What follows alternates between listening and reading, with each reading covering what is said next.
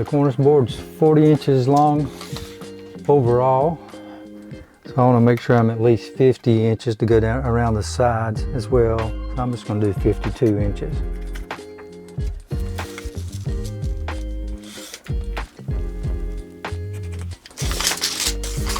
And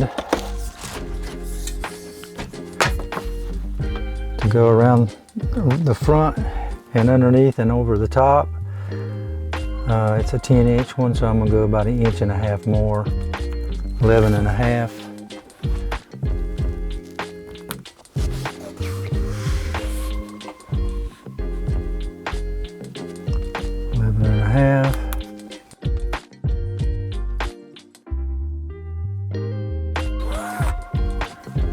I also want to get the return part of the cornice.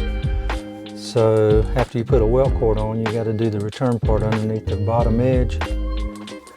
So I'm going to use this part for the return part, and I'll show you what I mean in a little bit on return.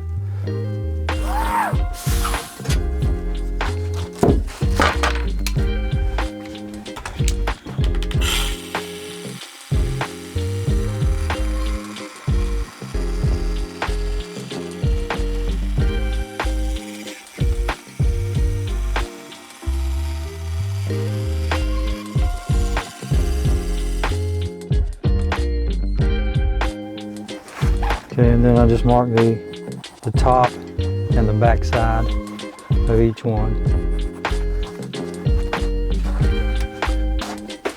Okay, that's that. Now I just have to cut the welt cord and sew it up.